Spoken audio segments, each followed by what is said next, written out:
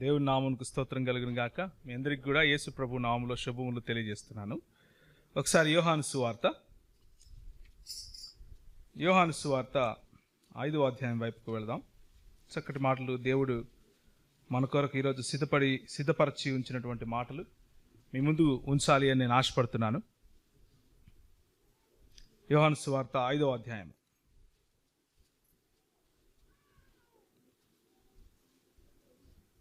47వ వచనము. మీరు అతని లేఖనములను నమ్మిన ఎడల నా మాటలు ఎలాగూ నమ్ముదురనరు. మీరు అతని లేఖనములను నమ్మని ఎడల నా మాటలు ఎలాగూ నమ్ముదురని. తల వంచుకుంటే ప్రార్థన చేసుకుందాం. ప్రభు వైపు చూద్దాం. ప్రభు మనతో ఇలాగ మాట్లాడలాగున ఈరోజు ఉదయం మన జీవితాలలో తనదైనటువంటి శైలిలో తనదైనటువంటి ఒక ముద్ర మన హృదయాల్లో వేయాలి అని మనం దేవుని వైపు చూద్దాం. పరిశుద్ధాత్ముడు మనల్ని నడిపించలాగున, పరిశుద్ధాత్ముడు మనల్ని ఒక నూతనమైనటువంటి ప్రత్యక్షతలో మనల్ని తీసుకుని వెళ్ళలాగున మనం దేవుని వైపు చూసి పరిశుద్ధాత్ముని శక్తిని అడిగి ఆయన వైపు చూద్దాం. ప్రభువా, నీకు స్తోత్రం, నీకు వందనాలు. మీరు మా మధ్యలో ఉండండి, మీరు మాతో మాట్లాడండి. ప్రభువా, మేము ఎన్నో విషయాల్లో మీ దగ్గర నుంచి ఇంకా పొందుకోవాల్సినటివి, ఇంకా నేర్చుకోవాల్సినవి, ఇంకా మిమ్మల్ని పోలి జీవించటానికి, ఇంకా మిమ్మల్ని పోలి మీ స్వరూపంలోకి రావటానికి ఎన్నో ప్రదేశాలు మా జీవితాల్లో ఉన్నాయి. సహాయం దయచేయండి. మీరు అడిగే ప్రశ్నలు మా జీవితాలను మార్చలాగున మాకు సహాయం దయచేయమని చిన్న ప్రార్థనను యేసుక్రీస్తు వారి శ్రేష్టమైన నామములో అడిగి వేడుకుంటున్నాం తండ్రి, ఆమెన్. హల్లెలూయా. ఈరోజు నేను మీకు 3 ప్రశ్నలు, యేసు ప్రభు వారు వేసిన 3 ప్రశ్నలు గుర్తు చేస్తాను. యేసు ప్రభు ఈ లోకంలో మనలాగా, నీలాగా, నాలాగా మానవుడిగా జన్మించినప్పుడు, ఆయన ఈ లోకంలో మనలాగా మనతో పాటు సంచరించినప్పుడు అడిగినటువంటి ప్రశ్నలు దాదాపు 135 నుంచి 136 ప్రశ్నలు ఉన్నాయి. 135 ప్రశ్నలు ఈరోజు మనం చూసుకోలేం కాబట్టి అందులో ముఖ్యమైన 3 ప్రశ్నలు నేను మీకు వేస్తాను. ముఖ్యమైన 3 ప్రశ్నలు మన జీవితాల్లో ఒక అనుభవం లాగా ఉండాలి అని నేను ఆశపడుతున్నాను. ఆ 3 ప్రశ్నలు మన జీవితాలను ఏ విధంగా సంధిస్తాయి అన్న విషయం మీరు ఒకసారి గమనించాలి అన్నది ఈరోజు ఉదయం నేను మీకు ఇచ్చే ఒక ఇన్విటేషన్, మిమ్మల్ని ఆహ్వానిస్తున్నాను అలాంటి ప్రశ్నల వైపు చూడటానికి. మొట్టమొదటి ప్రశ్న మనం ఏం చదివాము అంటే, ఈరోజు మోషే చెప్పనిది కనుక మీరు నమ్మకపోతే మీరు నన్ను ఎలా నమ్ముతారు, నన్ను ఏ రకంగా నమ్ముతారు అని యేసు ప్రభు ప్రశ్నిస్తున్నాడు. యేసు ప్రభు ఈ లోకంలో సంచరించినప్పుడు, యేసు ప్రభు ఈ లోకంలో మనలాగా జీవించి మనలాగా ఒకరోజు పుట్టినప్పుడు తన తల్లిదండ్రులు కూడా బహుశా వారికి దూత చెప్పినటువంటి మాట దూత ఏమని చెప్పాడు? వచ్చి, దయాప్రాప్తురారా, నీకు శుభము.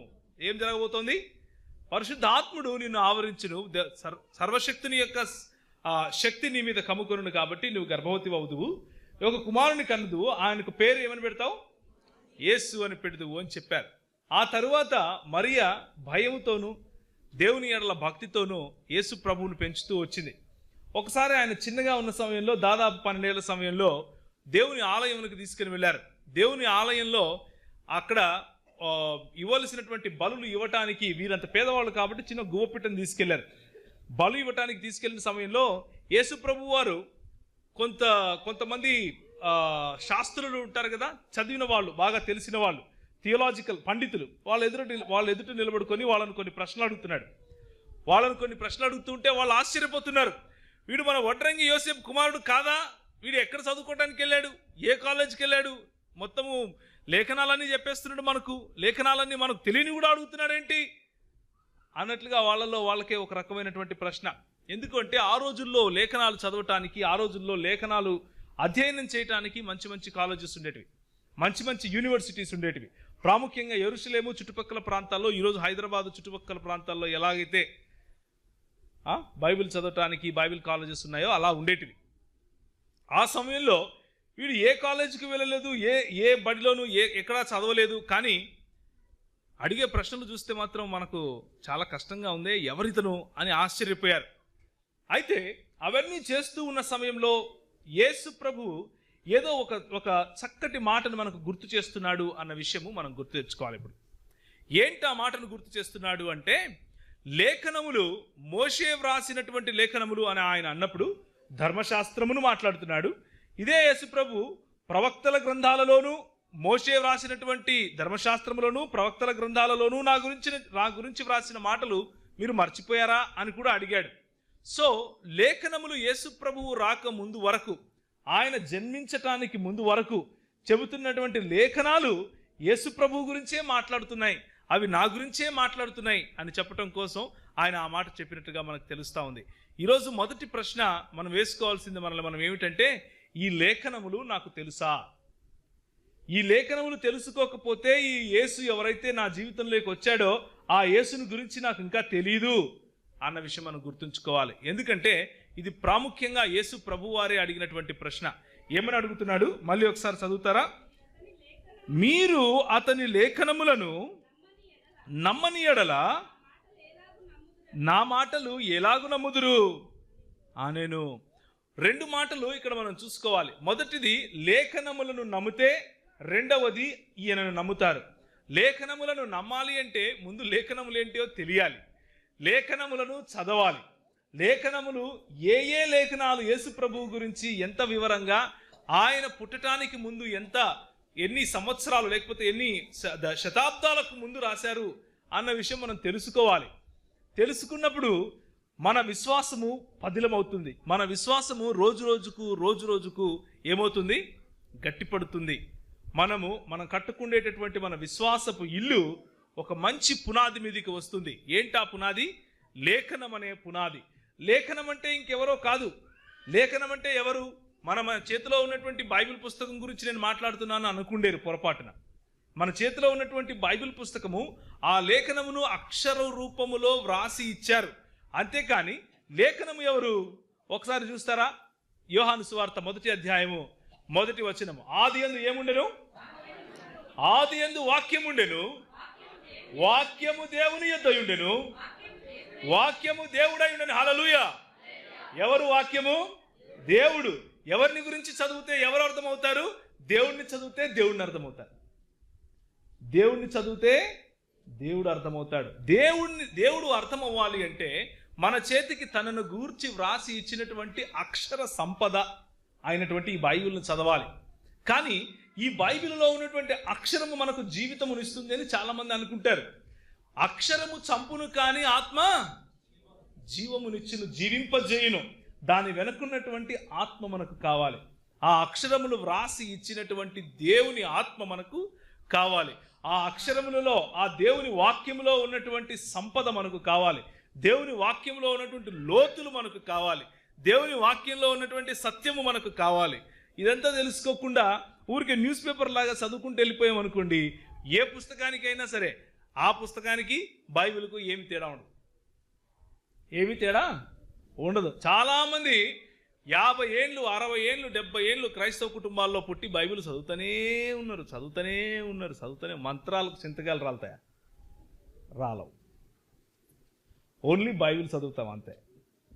మన జీవితాల్లో మార్పు రాదు, మన దృక్పథాల్లో మార్పు రాదు, మన సంబంధాల్లో మార్పు రాదు, సంఘానికి మనకు ఉండేటటువంటి కమిట్మెంట్లో మార్పు రాదు, దేంట్లోనూ మార్పు రాదు. ఎక్కడ వేసిన గొంగలి అక్కడే ఉంటుంది.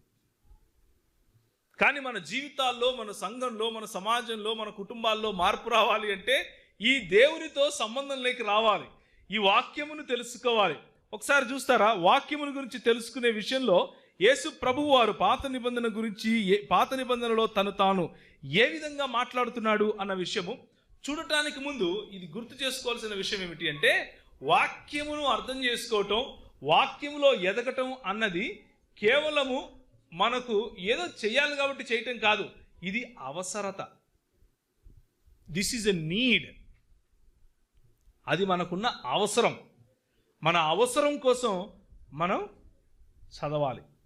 ఉదాహరణకు భోజనం చేయటం నా అవసరత. చేయకపోతే ఏం చేస్తాను? చస్తాను.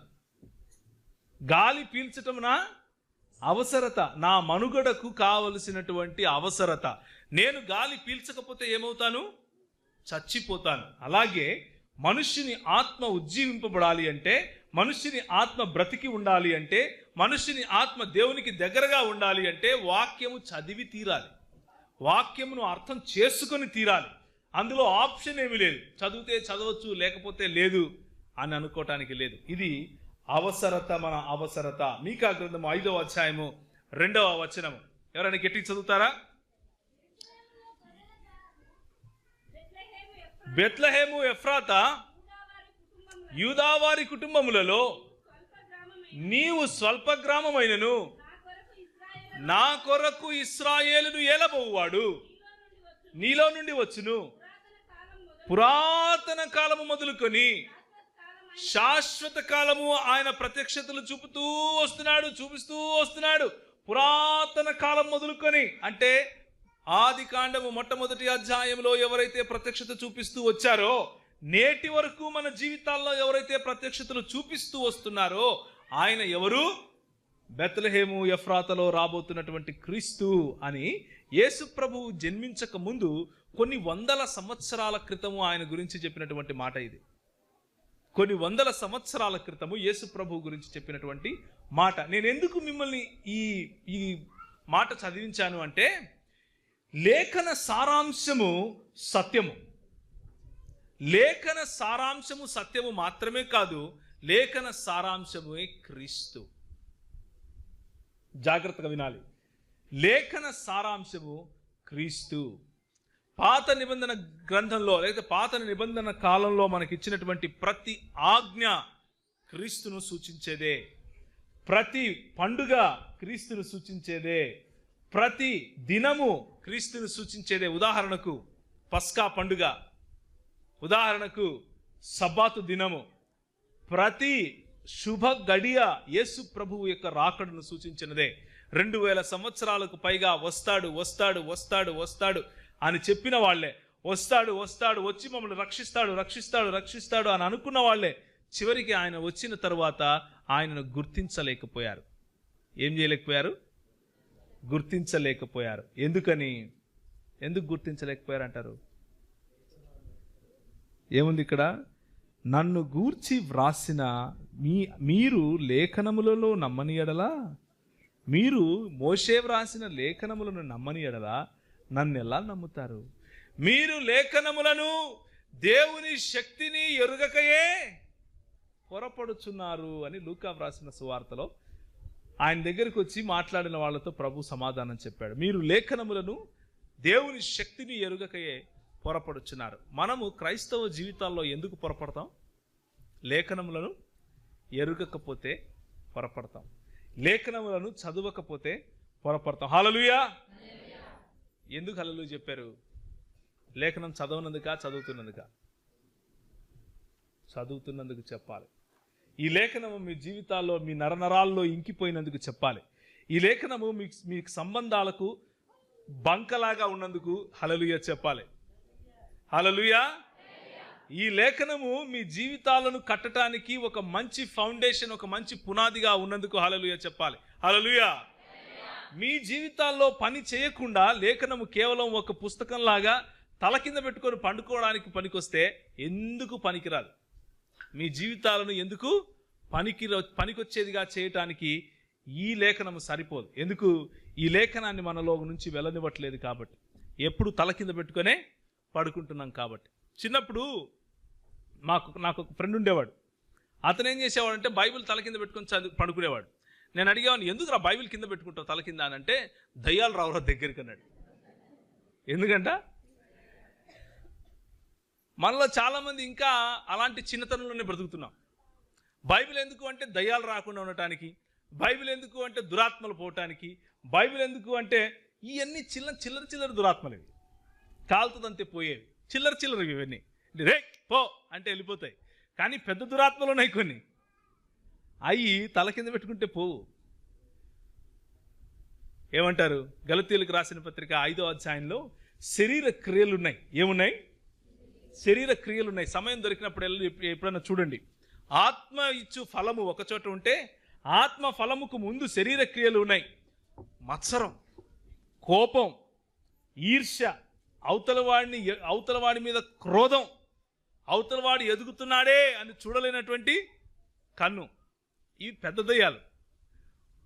పెద్ద తల కింద పెట్టుకొని పండుకుంటే బైబిలు పోవు.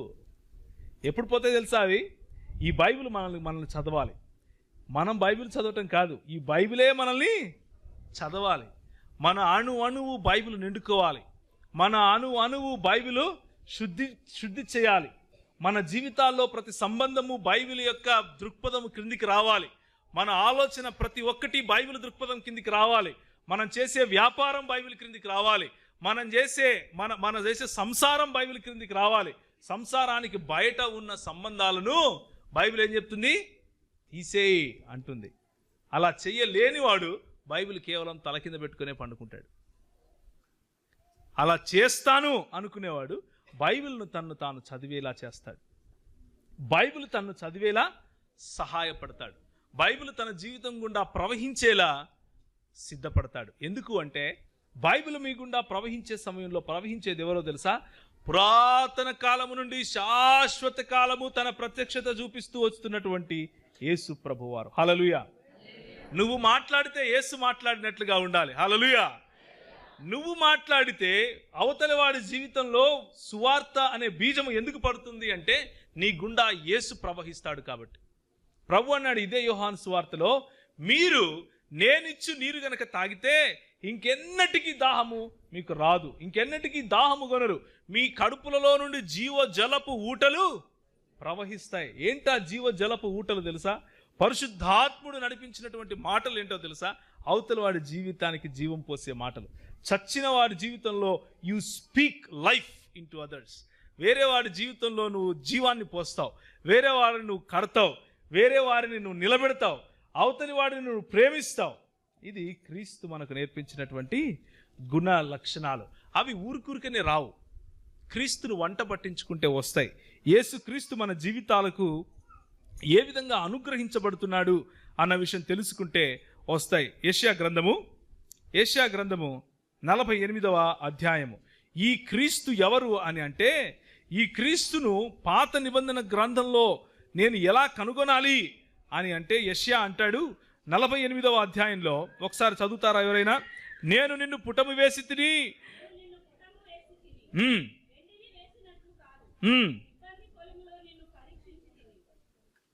నా నిమిత్తము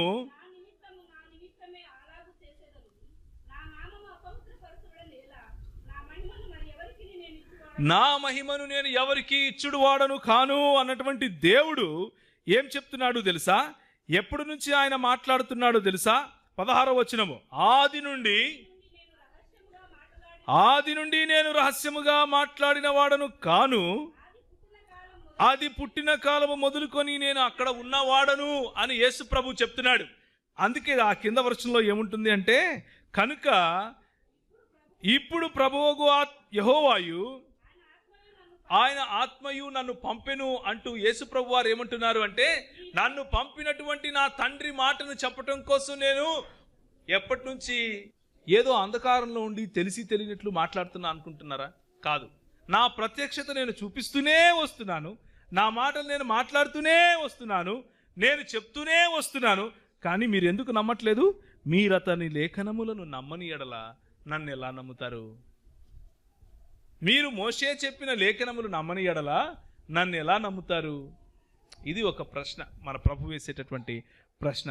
లేఖనములను మనము నమ్ముతున్నామా? యెషయా గ్రంథము 7వ అధ్యాయము 14వ వచనం గట్టిగా చదవాలి ఎవరైనా తెలుగులో. యెషయా గ్రంథము 7వ. కాబట్టి ప్రభు తానే ఒక సూచనను మీకు చూపును. కన్యక గర్భవతి అయి కుమారుని కని అతనికి ఇమ్మానుయేలు అని ఇది ఎవరు? క్రిస్మస్ సమయంలో మనం చదువుతుంటాం. ఎవరు ఈ ఇమ్మానుయేలు? మన ప్రభు అయినటువంటి యేసుక్రీస్తు వారు. హల్లెలూయా. మన జీవితములలో తోడైనటువంటి ఇమ్మానుయేలు ఉన్నాడా అని నేను ప్రశ్నిస్తున్నాను. మరి ఉన్నాడు అంటే లేఖనములు చదివిన వారితోనే ఉన్నాడు. అర్థం చేసుకున్నారు మీరు ఈ ఇమ్మానుయేలును అంటే లేఖనము చదివిన వారికి మాత్రమే సాధ్యం. లేఖనములు చదివిన వారి జీవితంలో మాత్రమే ఈ ఇమ్మానుయేలు ఉంటాడు. ఆయన ప్రత్యక్షత మీకు అర్థమవుతుంది. ఆయన మీ జీవితంలో అడుగడుగును సంధిస్తాడు, అడుగడుగును రక్షిస్తాడు, అడుగడుగులో సంరక్షకుడుగా మీతో ఉంటాడు, అడుగడుగులోను మిమ్మల్ని కడతాడు అన్నది దేవుని వాక్యం చెప్పే సత్యం. అయితే దేవుని వాక్యమును చదవకుండా, దేవుని వాక్యంలో ఉన్నటువంటి రుచి మనకు లేకుండా, దేవుని వాక్యంలో ఎదగకుండా యేసు ప్రభువు కావాలి అని అంటే, యేసు ప్రభువు తన సొంత మాటల్లో ఏమంటున్నాడు అంటే, లేఖనములు చదవకపోతే నన్ను ఎట్లా అర్థం చేసుకుంటావు నువ్వు అంటున్నాడు. సో దిస్ మార్నింగ్, ఈ ఉదయకాలం సహోదరుడా సహోదరి, ఏంటి నీ జీవితంలో లేఖనాలకున్న స్థానం ఏంటి? తల కింద పెట్టుకుని పండుకునే పుస్తకమా, లేక నీ జీవితాన్ని చదివే నిజమైనటువంటి దేవుని వాక్క? నిజమైనటువంటి దేవుని వాక్యము నీ గుండా ప్రవహిస్తూ ఉంటే, ప్రయాసపడి భారము మోయించిన సమస్త జనులారా నా యొద్దకు రండి, నేను మీకు అని పిలిచినటువంటి యేసు ప్రభువు మీకు అర్థమవుతాడు. విశ్రాంతి ఏంటో మీకు అర్థమవుతుంది.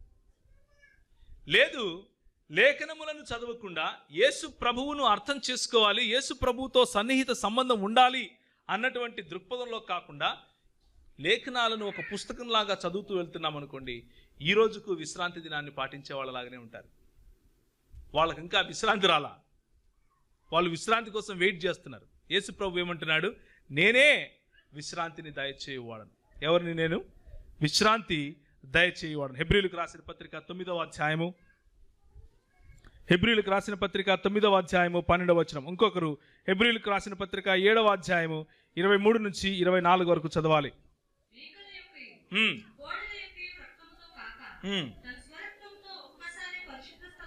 తన స్వరక్తముతో మనల్ని సంపాదించుకున్నాడు.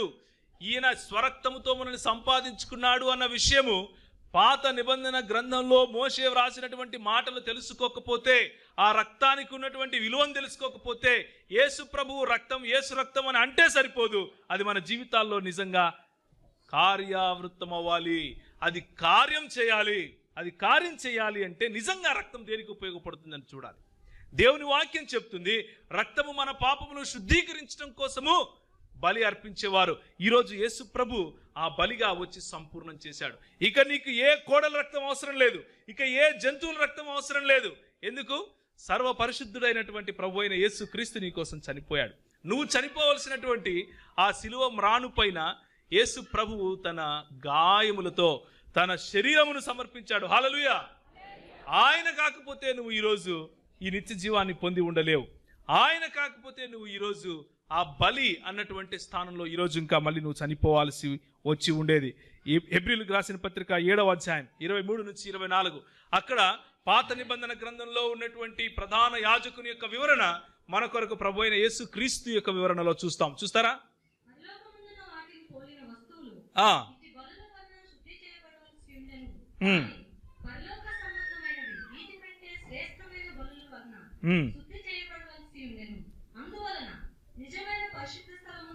నిజమైన పరిశుద్ధ స్థలమును పోలి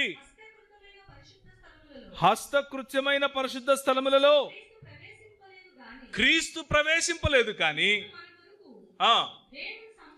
దేవుని సముఖమందు కనపరుచుకుని పరలోకమందే ప్రవేశించాడు. ఎవరి కోసం ప్రవేశించాడు? నీ కోసం ప్రవేశించాడు, నా కోసం ప్రవేశించాడు. గొర్రెలు ప్రవేశించగలుగుతాయా? ప్రవేశించలేవు. ఎడ్లు ప్రవేశించగలుగుతాయా? వాటి రక్తం సరిపోతుందా? సరిపోదు. వాటి రక్తంలో ఆ పవిత్రత ఉందా?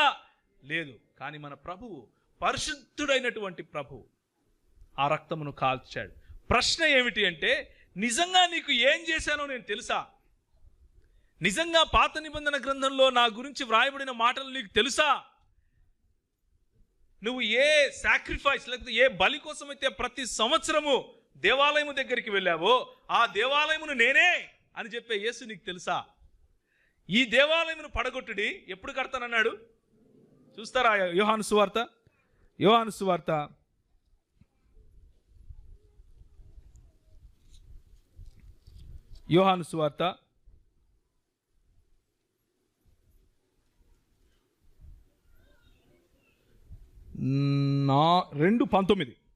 2:19 అనుకుంటున్నాను, ఒకసారి చూడండి.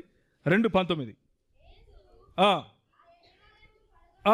ఈ దేవాలయమును పడగొట్టుడి, 3 దినములలో దాన్ని లేపుతాను అన్నాడు. ఎందుకో తెలుసా?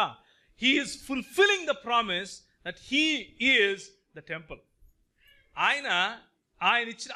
ఆయన చేసినటువంటి వాగ్దానాన్ని సంపూర్ణం చేస్తున్నాడు. ఏంటి ఆ వాగ్దానము అంటే, మీరు హస్తకృత్యములైనటువంటి దేవాలయముల దగ్గరికి వెళ్ళి దేవుణ్ణి స్మరించుకుంటూ దేవుని కోసం మీరు ఇవ్వాల్సినటువంటి బలులను ఇచ్చుకుంటూ ప్రతి సంవత్సరం ఏదైతే ఛాయారూపకంగా చేస్తున్నారో, ఏదైతే ఒక నీడలాగా జరుగుతూ ఉందో, రియాలిటీ ఒరిజినల్ మీ ముందుకు వచ్చింది. ఇప్పుడు ఏంటి? ఈ దేవాలయము అని నా శరీరాన్ని చూపిస్తూ ఆయన అంటున్నాడు. తన సొంత శరీరాన్ని చూపించుకుంటూ ఆయన అంటాడు, ఈ దేవాలయం అనే నా శరీరాన్ని పడగొట్టండి, 3 దినములలో దీన్ని లేపుతాను. 3 దినములలో దీన్ని లేపుతాను. లేపటమే కాదు, నిన్ను దేవాలయంగా చేస్తాను. హల్లెలూయా, హల్లెలూయా. ఇప్పుడు మీరు దేవాలయానికి వెళ్ళాల్సిన అవసరం లేదు, మీరే దేవాలయం. హల్లెలూయా. ఎవరైతే ఇలా కలుసుకొని కూడుకుంటారో ఇది దేవాలయము. మీ మధ్యలో యేసుప్రభు ఉంటాను అని చెప్పాడు మత్తయి సువార్త. ఎక్కడ నా నామమున 2-3 కూడుకొని ఉందరో వారి నడుమ నేను వారితో ఉంటాను, వారిలో ఉంటాను. హల్లెలూయా. మన ప్రభువు పాత నిబంధన గ్రంథములో చెప్పినటువంటి ప్రతి మాటకు ఫుల్ఫిల్మెంట్, ప్రతి మాటను సంపూర్ణము చేయటానికి వచ్చాడు. అందుకని ఆయన అన్నాడు, నేను ధర్మశాస్త్రమును కొట్టివేయుటకు రాలేదు, కానీ దానిని నెరవేర్చుటకు వచ్చాను, సంపూర్ణము చేయటానికి వచ్చాడు. To fulfil it 100%, 100%. ఆ దేవాలయమును పడగొట్టారు, ఆయన 3వ దినమున లేచాడు.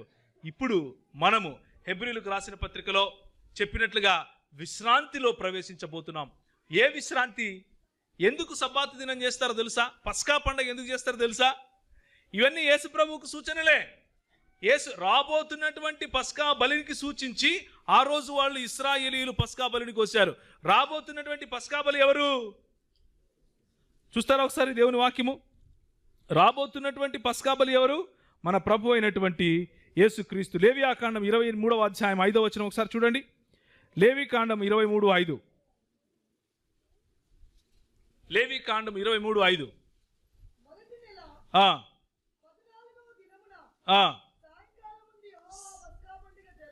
సాయంకాలమందు యెహోవా పస్కా పండుగ జరిగెను. పొంగని రొట్టెల పండుగ జరిగెను. అన్లీవెన్డ్ బ్రెడ్ అంటారు. పొంగని రొట్టెల పండుగ. ఈ పస్కా పండుగ ఎవరు అంటే 1 కొరింథీయులకు రాసిన పత్రిక 5వ అధ్యాయము 7వ వచనం. ఈ పస్కా రాబోతున్నటువంటి నిజమైన పస్కా ఏంటో తెలుసా? చూడండి.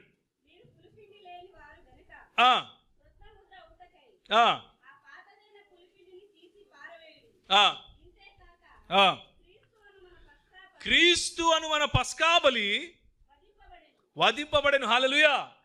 ఇక మళ్ళీ మీరు పస్కాలు చేసుకోవాల్సిన అవసరం లేదు. ఇక మళ్ళీ మీరు పోయి వాటిని వీటిని కోసి ఏదో పండగ చేసుకోవాల్సిన అవసరం లేదు. ఎందుకంటే ఆ రోజు అవి ఒక నిదర్శనముగా, ఒక ఒక ఒక మాదిరిగా, లేకపోతే ఒక చూడటానికి ఒక సైన్గా. ఉదాహరణకి మీరు ఇక్కడ నుంచి వెళ్తున్నారు హైదరాబాద్కి, సైన్ పోస్టులు ఉంటాయి పైన, అవునా కదా? ఉంటాయా ఉండవా? ధర్మోజీ గూడెంకు రైట్ తీసుకోండి, ఇంకొంచెం ముందుకెళ్తే ఎల్బీ నగర్కు లెఫ్ట్ తీసుకోండి, తర్వాత దాన్ని ఏమంటారు, రాజీవ్ ఔటర్ రింగ్ రోడ్కి వెళ్ళడానికి రైట్ తీసుకోండి. ఇవన్నీ ఏంటివి? సైన్ పోస్టులు. లేదు ఆ సైన్ పోస్టును పట్టుకుని నేను ఊగులాడుతున్నాను అనుకోండి, హైదరాబాద్ వెళ్ళిపోతానా? ఏమంటారు? ధర్మోజీగూడానికి రైట్ తీసుకోండి అన్న చోట పోయి నేను పట్టుకొని ఊగులాడుతున్నాను అనుకోండి, ధర్మోజీగూడెం వెళ్ళిపోతానా? వెళ్ళిపోను. పాత నిబంధన గ్రంథం కూడా అంతే. పాత నిబంధన గ్రంథము రాబోతున్నటువంటి క్రీస్తును చెప్తా ఉంది. క్రీస్తు మీ జీవితాల్లోకి వచ్చాడు. హల్లెలూయా. అయితే పాత నిబంధన గ్రంథం యొక్క గొప్పతనం ఏమిటి అంటే, ఆ బోర్డు చదవందే ధర్మోజీగూడెం ఎక్కడుందో నీకు తెలీదు, అందుకు చదవాలి. ఆ బోర్డు చదవందే ఎక్కడికి వెళ్ళాలో నీకు తెలీదు, ఎలా వెళ్ళాలో నీకు తెలీదు. అందుకనే ఈ రోజుకు కూడా మన దగ్గర 66 పుస్తకాల బైబిల్ ఉంది. కేవలం నూతన నిబంధన కాదు, పాత నిబంధనను కూడా మనం తీసుకుని వెళ్తున్నాం. ఎందుకు? క్రీస్తులో ఫలించినటువంటి పండుగలు జ్ఞాపకం చేసుకోవటానికి, క్రీస్తులో ఫలించినటువంటి పస్కాను జ్ఞాపకం చేసుకోవటానికి, క్రీస్తులో సంపూర్ణమైనటువంటి పులియని రొట్టెల పండుగను జ్ఞాపకం చేసుకోవటానికి, క్రీస్తులో సంపూర్ణమైనటువంటి పెంతెకోస్తును జ్ఞాపకం చేసుకోవటానికి. హల్లెలూయా. పెంతెకోస్తు వస్తుంది, పెంతెకోస్తు వస్తుంది అనుకున్నారు. సంఘము ఈరోజు పెంతెకోస్తుగా స్థిరపడింది. హల్లెలూయా. ఏ దేవుని యొక్క పరిశుద్ధాత్ముని శక్తి మన మీదకి వచ్చినప్పుడు, అపోస్తలుల కార్యం 2వ అధ్యాయంలో మనము పరిశుద్ధాత్మునిలో నిండుకొని సంఘముగా ప్రారంభించబడ్డాం. సంఘముగా మనం ఒక పునాదిలోకి వచ్చాం. యేసు క్రీస్తు అన్నటువంటి బండ పైన మనం కట్టబడ్డాం. హల్లెలూయా. ఇది యేసు క్రీస్తుని తెలుసుకోవాల్సినటువంటి అవసరత. ఇది ఒక ఆప్షన్ కాదు. తెలుసుకున్నా తెలుసుకోకపోయినా ఏం కాదులే అని అనుకునే వాళ్ళ మూతి పళ్ళు రాలుతాయి ఒకరోజు. ఎందుకో తెలుసా? వాళ్ళు తెలుసుకున్నటువంటి యేసు బైబిల్లో ఉండే యేసు కాదు అని తెలిసిపోతుంది వాళ్ళకి. వాళ్ళు తెలుసుకున్నటువంటి యేసు నిజంగా బైబిల్లో ఉన్న యేసా కాదా తెలియాలి అంటే లేఖనము చదవాలి. మోషే వ్రాసినటువంటి లేఖనములు నువ్వు అర్థం చేసుకోకపోతే నన్ను ఎలా అర్థం చేసుకుంటావు అని ఎవరు అడుగుతున్నారు? నేను అడుగుతున్నానా? యేసు ప్రభువు అడుగుతున్నాడు. ప్రశ్న ఈరోజు మీ దగ్గర కూడా అదే ప్రశ్న. మరి మీరు యేసు ప్రభువును తెలుసుకున్నారా? యోహాను సువార్త 10వ అధ్యాయము 36వ వచనం. యోహాను సువార్త 10వ అధ్యాయం 36వ వచనం. తండ్రి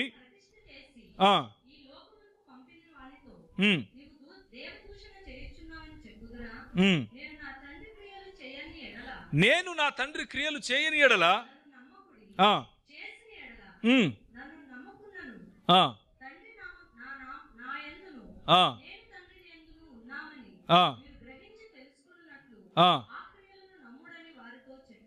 క్రియలను నమ్ముడి అని వారితో చెప్పాను. ఎందుకు చెప్తున్నాడు ఈ మాట అంటే, మాటి మాటికి నువ్వు సబ్బాతు చేస్తలేవు, నువ్వు అది చేస్తలేవు, నువ్వు ఈ క్రియలు చేస్తలేవు, ఆ క్రియలు చేస్తలేవు అని ఆయన పైన నిందారోపణ దోషారోపణ చేసే వాళ్ళకు సమాధానంగా చెప్పాడు. నేను వచ్చిందే ఆయన క్రియ రూపంగా వచ్చాను, నేను వచ్చిందే సబ్బాతును నిర్వహించడానికి వచ్చాను. 2వ కొరింథీయులకు రాసిన పత్రిక 5వ అధ్యాయం 21వ వచనం. 2వ కొరింథీయులకు రాసిన పత్రిక 5వ అధ్యాయం 21వ వచనం. మనం ఆయన యందు దేవుని నీతి అగునట్లు పాపమెరుగని ఆయనను మన కోసం పాపముగా చేశాడు. మనము ఒకరోజు పాపము అన్న ఆ పాపములు పరిశుద్ధాత్ముడు మనల్ని నింపునట్లు మన ప్రభు అయిన యేసుక్రీస్తు వారు శిలువ రక్తంలో, ఆ శిలువ పైన చేసినటువంటి బలియాగంలో నీ కోసం, నా కోసం, నీ పట్ల, నా పట్ల, నీకు విరోధంగా, నాకు విరోధంగా ఉన్నటువంటి ఆ పాపముల చిట్టాను కొట్టిపారేశాడు. హల్లెలూయా. కొట్టిపారేశాడు. ఇంకెవరు వచ్చి నువ్వు పాపివి అనటానికి వీల్లేదు, ఇంకెవరు వచ్చి నువ్వు ఏదో చేసావు అనటానికి వీల్లేదు, ఇంకెవడో వచ్చి నువ్వు నరకానికి వెళ్తావు అనటానికి వీల్లేదు. హల్లెలూయా. మనం యేసు ప్రభు యొక్క రక్తము కారణంగా సంపూర్ణంగా శుద్ధి చేయబడ్డాం, సంపూర్ణంగా పరిశుద్ధం అయ్యాం. అయితే ప్రశ్న ఇంకా అలాగే మిగిలింది. మరి ఆ యేసు నీకు తెలుసా అనేదే ప్రశ్న. ఆ యేసు నీకు తెలుసా? లేకపోతే ఎవడంటే వాడు సొంత మైండ్లో ఉన్నటువంటి యేసులను తీసుకొచ్చి నీకు చెప్పేస్తూ ఉంటే ఆ యేసుని నమ్మేసుకుని నువ్వు కూడా చప్పట్లు కొట్టుకుంటూ తిరిగేస్తున్నావా? ఇదే ప్రశ్న. మీరు అతని లేఖనములను నమ్మని ఎడల నా మాటలు ఎలాగూ నమ్మెదరు. మన అవసరత లేఖనములలో ఉన్నటువంటి యేసును తెలుసుకోవటం. 2వ ప్రశ్న అభ్యంతరం. మొదటిది అవసరం, రెండోది అభ్యంతరంతో కూడిన ప్రశ్న. చూడండి, యోహాను సువార్త 6వ అధ్యాయము 61వ వచనం. 6వ అధ్యాయము 61వ. శిష్యులు దీనిని గూర్చి సనుకొనుచున్నారని తనకు తానే ఎరిగి వారితో ఇట్లా నేను, దీని వలన మీరు అభ్యంతరపడుచున్నారా? ప్రశ్న. Are you offended by this? దీనికోసం నువ్వు అభ్యంతరపడుతున్నావా? నేను ఈ మాటలు చెప్పాను కాబట్టి నువ్వు అభ్యంతరపడుతున్నావా? లేఖనం అంతా నా గురించే మాట్లాడుతుంది అని నేను చెప్పాను కాబట్టి నువ్వు అభ్యంతరపడుతున్నావా? నువ్వు నా శరీరమును తిని నా రక్తమును త్రాగితే తప్ప నీకు రక్షణ లేదు అని నేను చెప్పాను కాబట్టి నువ్వు అభ్యంతరపడుతున్నావా? నీకు విషయం తెలుసా? నువ్వు అభ్యంతరపడుతున్నావో లేదో నాకు తెలియదు, కానీ లోకంలో చాలామంది అభ్యంతరపడుతున్నారు. చచ్చిపోయిన వాడి శరీరం తినటం ఏంటి? రక్తం తాగటం ఏంటి? అదొక మతమా? అదొక దేవుడా? ఆ అభ్యంతరము ఎంత భయంకరమైన అభ్యంతరము అంటే, యేసుప్రభు అంటున్నాడు, అలాగైతే మనుష్య కుమారుడు మునుపున్న చోటునకు ఎక్కుట మీరు చూచిన ఎడల ఏమందురు? ఆత్మయే జీవింపజేయుచున్నది, శరీరము కేవలము నిష్ప్రయోజనము. నేను మీతో చెప్పి ఉన్న మాటలు ఆత్మయు జీవమును అయి ఉన్నవి. దీనికి సమాధానం ఏమిటంటే, నువ్వు దీన్ని నమ్మకపోతే నేను చెప్పే మాటను, నా శరీరమును తిని నా రక్తమును తాగితే గాని రక్షింపబడవు అని నేను చెప్పే ఈ మాటలు నమ్మకపోతే నీలో ఆత్మయు జీవము ఉండదు అని చెప్తున్నాడు. ఉండదు అని చెప్తున్నాడు. ఈరోజు 2వ ప్రశ్న మీకు నేను యేసు ప్రభు వారు సంధించేది ఏమిటంటే, ఆర్ యు అఫెండెడ్? నువ్వు అభ్యంతరపడుతున్నావా దీనికి? అయితే అభ్యంతరపడటానికి ముందు అసలు ఏంటిది అని తెలుసుకోవాలి. ఒకసారి చూడు, 46వ వచనం. దేవుని యొద్ద నుండి వచ్చిన వాడు తప్ప మరి ఎవడును తండ్రిని చూచి ఉండలేదు, ఆయనే తండ్రిని చూచి ఉన్నవాడు. విశ్వసించువాడే నిత్య జీవము గలవాడు, జీవాహారమును నేనే. ఆయన జీవాహారము.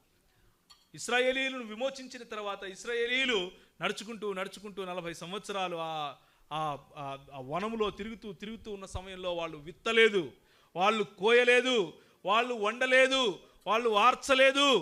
కానీ ప్రభు వారికి మన్నాతో వారిని సంతృప్తిపరిచాడు, వారి కడుపులను నింపాడు. పైనుంచి వారికి మన్నా కురిసింది. ప్రతిరోజు ఉదయం వెళ్ళి వాళ్ళు దాన్ని తెచ్చుకొని తినాలి. కానీ ఇప్పుడు వచ్చినటువంటి మన్నా ప్రతిరోజు నువ్వు ఏరుకోవాల్సిన అవసరం లేదు. నీలోనే ఉండే మన్నా ఆయన జీవాహారము. ఆయన ఇచ్చినటువంటి ఆహారము తిన్న మీకు ఇంకెప్పటికీ ఆకలి కలగదు.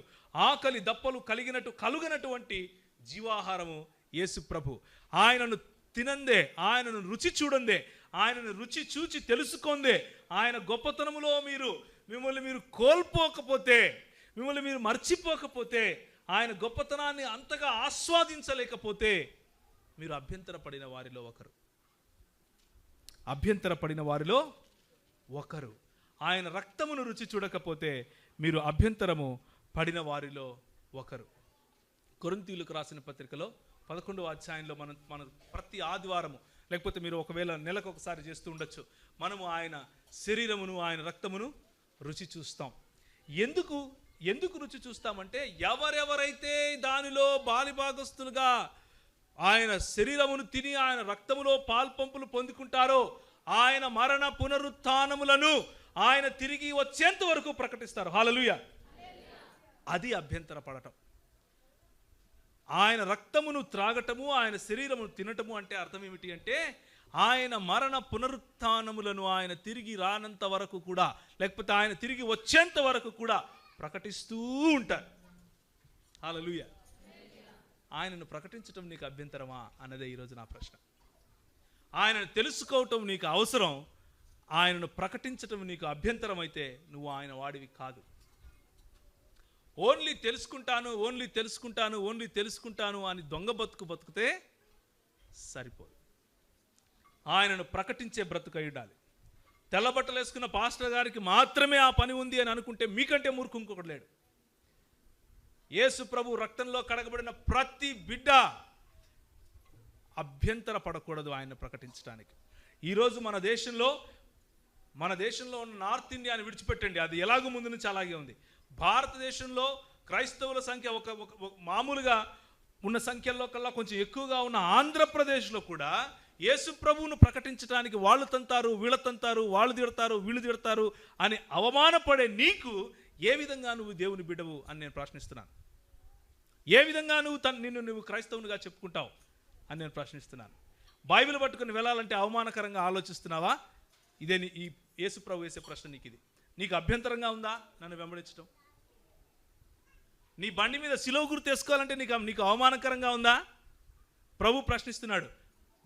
Are you offended? నీకోసం నేను ప్రాణం పెడితే నువ్వు క్రైస్తవుడిగా చెప్పుకోవటానికి నీకు బరువా? నీకు సిగ్గా? నీ కులం పోతుందా? నీ ఉద్యోగం పోతుందా? నీ భార్య ఇడిచిపెట్టిపోతుందా? లేకపోతే నీ ఇంటి వాళ్ళు నేను వెలివేస్తారా? నేను నా తండ్రిని విడిచిపెట్టి వచ్చాను రా నీకోసం. నేను నా సొంత రక్తాన్ని నీకోసం కార్చాను. నేను సిలువలో నువ్వు పొందాల్సింది నేను పొందాను, నువ్వు అభ్యంతర పడుతున్నావా? ఆర్ యు అఫెండెడ్ బై మీ? మీకు విషయం తెలుసా? యేసు ప్రభు వారిని ఆయన గొప్ప సూచక క్రియలు చేస్తున్నప్పుడు, గొప్ప అద్భుత కార్యాలు చేస్తున్నప్పుడు వేలకు వేలు ఆయన వెంట వచ్చారు. 5,000 మందికి ఒకసారి భోజనం. 5,000 మంది పురుషులకు, అంటే స్త్రీలు మరియు పిల్లలను లెక్కేసుకుంటే దాదాపు ఒక 15,000 మంది అవుతారు. 5,000 మంది పురుషులకు ఒకసారి భోజనం. ఇంకొక చోట 7,000 మంది, ఇంకొక చోట వేలకు వేలు. ఆయన నడుచుకుంటూ వెళ్తూ ఉంటే ప్రధాన యాజకులు, లేకపోతే శతాధిపతులు, సహస్రాధిపతులు, మాకు ఇది చేయి, మాకు అది చేయి, మాకు ఇది చేయి, ఆయన చేసిన నాళ్ళు ఉన్నారు. అభ్యంతర పడిన వారు ఆయనను విడిచిపెట్టిపోయారు. ఈ మాట ఆయనను విడిచిపెట్టిపోయిన తర్వాత 12 మందితో అడుగుతున్నాడు, సంఘములో ఉన్న మీతో అడుగుతున్నాడు, are you still offended by me? నీకు ఈ రోజుకు కూడా అభ్యంతరమా? నేను are you offended by calling yourself a Christian? నిన్ను నువ్వు క్రైస్తవునిగా పిలుచుకోవడానికి నీకు అభ్యంతరమా? అలా పిలుచుకుంటే నీకుండే సర్టిఫికెట్ పోతుందని నీ భయమా? అలా పిలుచుకుంటే ఎక్కడ నీ మనుగడ పోతుందో అని భయమా? అలా పిలుచుకుంటే నీకు ఓట్లు పడవని భయమా? అలా పిలుచుకుంటే ఇంకేమవుతుందని నీకు భయం? ప్రభు అలా ఆలోచించలేదు. సహోదరుడా, సహోదరి, నీకోసం, నా కోసం. మొదటి ప్రశ్న, ఇది నీకు అవసరమా? రెండవది, ఇది నీకు అభ్యంతరమా? ప్రభువు నీకు అభ్యంతరం అయితే ఈరోజు ప్రభు వాక్యం నిన్ను సంధిస్తూ ఉంది. ఆయన అలాంటి అభ్యంతరాలు చూడలేదు. ఆయన అభ్యంతరపడి నిన్ను విడిచిపెట్టి ఉంటే నీ బ్రతుకు ఏమై ఉండేది? ఆయన అభ్యంతరపడి నిన్ను విడిచిపెట్టి ఉంటే నీ బ్రతుకు, నా బ్రతుకు ఏమై ఉండేది? ఒక్కసారి ఆలోచించి చూడు. మూడవ ప్రశ్న, యోహాను సువార్త, నేను ముగిస్తాను, ఎక్కువ సమయం మీరు తీసుకోను, కానీ ఉన్నంత ఈ కొద్ది సమయాన్ని దేవుని వైపు చూడండి. యోహాను సువార్త 14వ అధ్యాయము 9వ వచనము. అవసరము, అభ్యంతరము, మూడవది అనుభవ జ్ఞానము. నేను ఇంతకాలము మీ యొద్ద ఉండినను నీవు నన్ను ఎరుగవా? మూడవ ప్రశ్న చాలు. మొదటిది, లేఖనములో ఉన్న యేసును తెలుసుకోవడం నీ అవసరం. రెండవది, తెలుసుకున్న యేసుకు అభ్యంతరపడకుండా ఉండటము నీ బాధ్యత. మూడవది, ఆయనను అనుభవపూర్వకముగా ఎరిగి ఉండటం అన్నది నీ జీవం. జాగ్రత్తగా వినండి. ఆయనను అనుభవపూర్వకంగా ఎరగటము నీ జీవానికి మూలం. ఓకే, ఇప్పుడు ఇక్కడ సమస్య ఏంటంటే, శిష్యులందరూ వచ్చారు. యేసు ప్రభు, నేను ఎక్కిపోతున్నాను, నేను వేరే చోటికి వెళ్ళిపోతున్నానని చెప్తున్నాడు. చెప్తూ ఉంటే ఫిలిప్ అడుగుతున్నాడు, అయ్యా నువ్వు వెళ్ళిపోతానంటున్నావు, ఒక్కసారి మమ్మల్ని తండ్రిని చూపిస్తావా, మాకు ఒక్కసారి దేవుణ్ణి చూపిస్తావా అంటే యేసు ప్రభు వారు ఉల్టా ప్రశ్న వేశారు, సమాధానం చెప్పలేదు. ఏం చేశారు? ప్రశ్న వేశారు. ఏమని ప్రశ్న వేశారు? చదువుతారా మళ్ళీ? ఫిలిప్పు, నేను ఇంతకాలము మీతో ఉన్నానే, నువ్వు నన్ను ఎరగవా? చూపిస్తావా అని ఈయన అడిగితే, ఎరుగవా అని ఆయన సమాధానం చెప్తున్నాడు. చూపిస్తావా అని ఈయన అడిగితే, ఎరుగవా అని ఆయన సమాధానం చెప్తున్నాడు. అంటే నువ్వు కేవలం చూడటం వరకే పైపైనే నీ విశ్వాసము ఉంచుకోవాలని నువ్వు అనుకుంటున్నావు.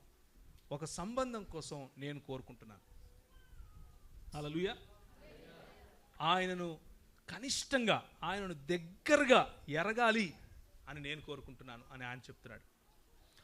3.5 సంవత్సరాలు ఫిలిప్పు మరియు మిగిలిన వాళ్ళందరూ కూడా ఆయనతో సహవాసం చేశారు, శిష్యరికం చేశారు. ఆయన ఏం తింటాడో తెలుసు, ఏం త్రాగుతాడో తెలుసు, ఎక్కడ ప్రార్థిస్తాడో తెలియదు, ఎక్కడికి వెళ్తాడో తెలుసు, ఎక్కడ ఆయన ఆరాధన చేస్తాడో తెలుసు, ఎవరిని ఆయన బాగు చేశాడో తెలుసు, ఎంతమందికి ఆయన అన్నం పెట్టాడో తెలుసు, అంతా తెలుసు. కానీ ఇంకా ఎరుగలేదు యేసును, ఇంకా ఎరుగలేదు. చూస్తూ ఉన్నారు కానీ ఆయనను ఎరుగలేదు. ఏమని ఎరుగలేదు? ఆయన నిజమైన దేవుడని ఎరుగలేదు. ఆయనే క్రీస్తని బహుశా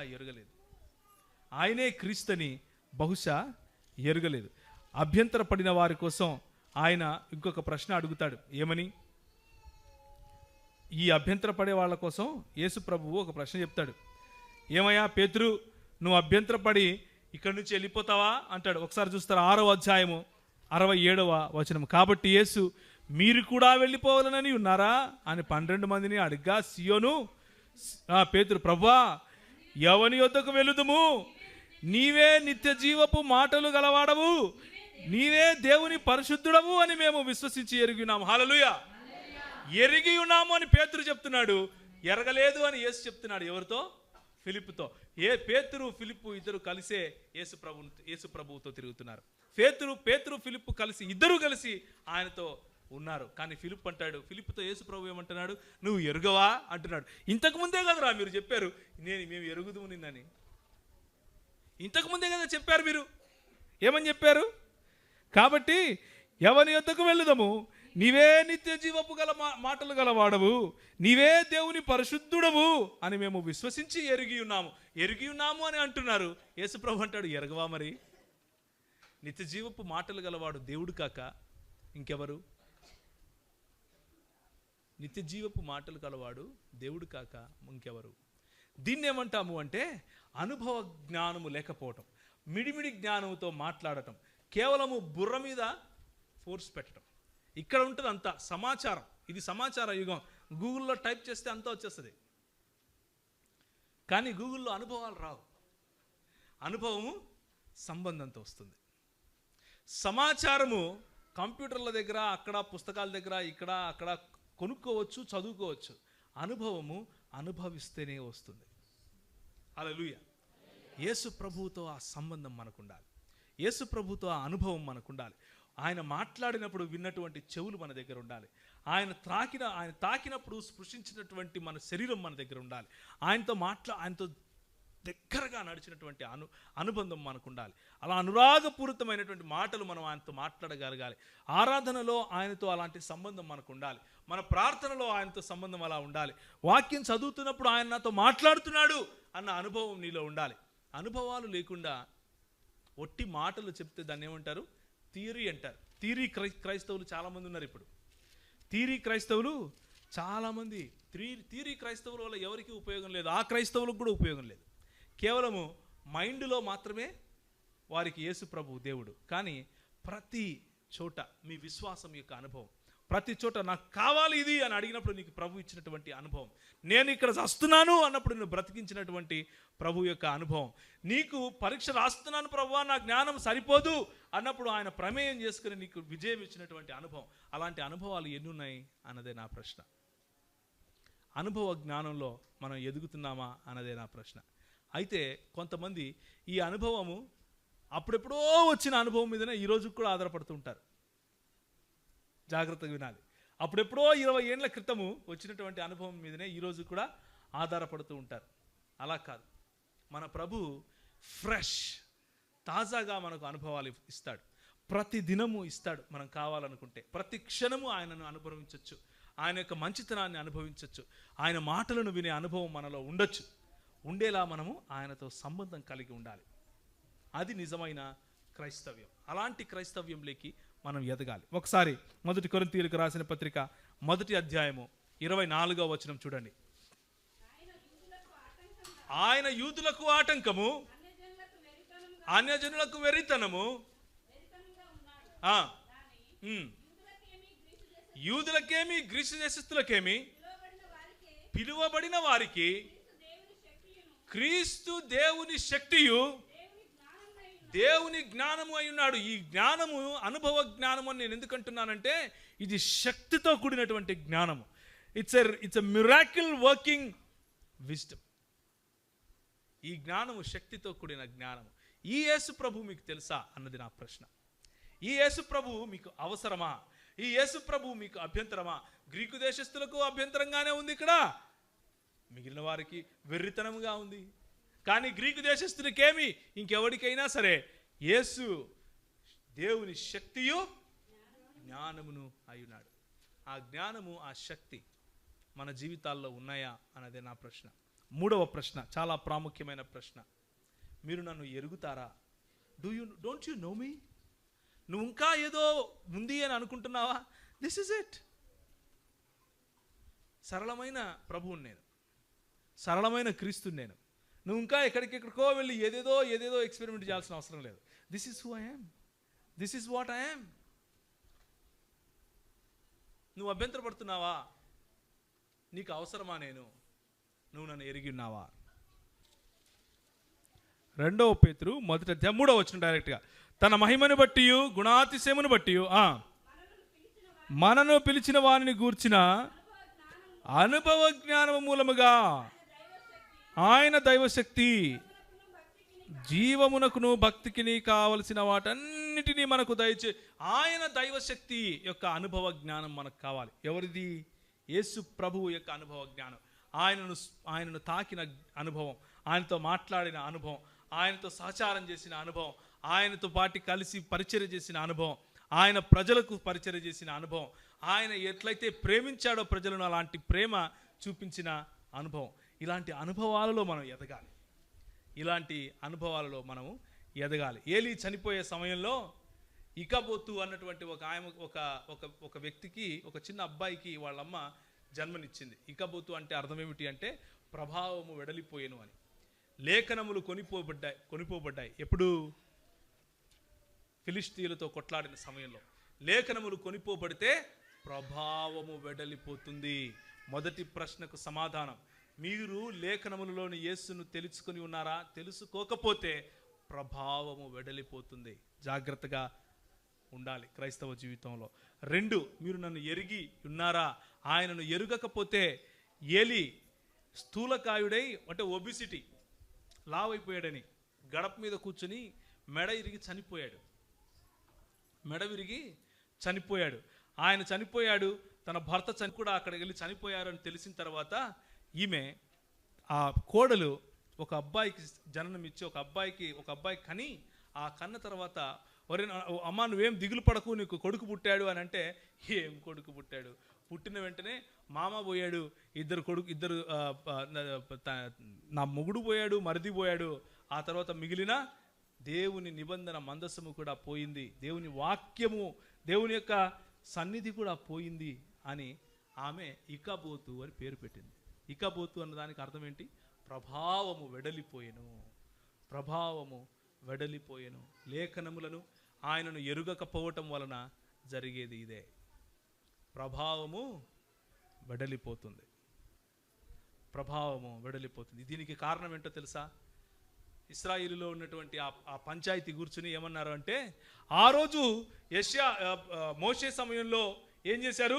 నిబంధన మందసం పట్టుకుని వెళ్ళారు. యెహోషువ సమయంలో ఏం చేశారు? నిబంధన మందసం పట్టుకుని వెళ్ళారు. కాబట్టి వాళ్ళకి ఏమొచ్చింది? విజయం వచ్చింది. మనం కూడా నిబంధన మందసం పట్టుకుని ముందుకెళ్దాం అని చెప్పి ఒక ఫార్ములా తయారు చేసుకుని దేవునితో ఉన్నటువంటి సంబంధాన్ని మర్చిపోయి, మా తాతలు నేతులు తాగారు, మా మూతులు వాసన చూడండి అన్నట్లుగా వాళ్ళెవరో చేసింది వీళ్ళు కూడా చేశారు కాబట్టి బోర్లా పడి పండ్లు కొట్టుకున్నారు. క్రైస్తవ సంఘం జాగ్రత్త పడాల్సిన దినాలు ఇవి. ఎవరో చేశారు అని చెప్పి మనము కూడా ఈ రోజుకు అనుభవ జ్ఞానము లేకుండా ఫార్మ్యులేటెడ్ క్రైస్తవ జీవితం, ఒక ఫార్ములా చెప్పే క్రైస్తవ జీవితం లాగా మనం బతికితే ఇదే గతి మనకు పడుతుంది. ఇకాబోతు అనుభవం మంచి అనుభవం కాదు. యేసు అనే అనుభవం మంచి అనుభవం. ఆ యేసు అనే అనుభవాన్ని, ఆ ఇకబోతు అనుభవం జరిగిన తర్వాత సమూయేలు వచ్చి ఒక బండను నాటి ఎబినేజరు అని పేరు పెట్టాడు. ఏమనుభవం అది? ఎబినేజరు అనుభవం. ఎబినేజరు అంటే సహాయపురాయి. ఈ ఎబినేజరు అనుభవం మనకు కావాలి. అనుభవ జ్ఞానం మనకు కావాలి. కేవలము మైండ్లో ఒక ఫార్ములా వేసుకుని యేసు కోసము జీవిస్తాను అంటే కుదరదు. సహోదరుడా, సహోదరి, మంచి అనుభవం మనకు ఉండాలి. యేసు ప్రభువుతో అనుభవ జ్ఞానంలో ఎదిగిన రోజు మనము గట్టిగా ఉంటాం, ఇంకొకరిని గట్టిగా నిలబెడతాం. సో దేవుని వాక్యం నుంచి 3 ప్రశ్నలు మీకు వేశాను. మొదటిది చెప్తారా ఎవరైనా? లేఖనములు అవసరం. 2 అభ్యంతరం. 3 ఏంటి? అనుభవ జ్ఞానం. అవసరం, అభ్యంతరం, అనుభవ జ్ఞానం. ఈ 3 గనక మీరు గట్టిగా పట్టుకుంటే, యేసుప్రభు వేసినటువంటి ఈ ప్రశ్నలకు సరైన సమాధానం మీరు చెప్పగలిగితే, అవును నాకు లేఖనములు అవసరం, అవును నేను ఆయనను గురించి అభ్యంతరపడే వారిలో ఉండను, నేను ఆయన కోసం ఒక నిర్ణయం తీసుకుని ఆయనతో నడుస్తాను అన్నటువంటి నిర్ణయం, ఆ తర్వాత అనుభవ జ్ఞానం కలిగి నేను బ్రతుకుతాను, కేవలం ఒక ఫార్ములా కాదు, అనుభవ జ్ఞానం కలిగి నేను ఎదుగుతాను అన్నటువంటి నిర్ణయం తీసుకోవడం. తలలు వంచుకుంటే ప్రార్థన చేసుకుందాం, దేవుని వైపు చూద్దాం.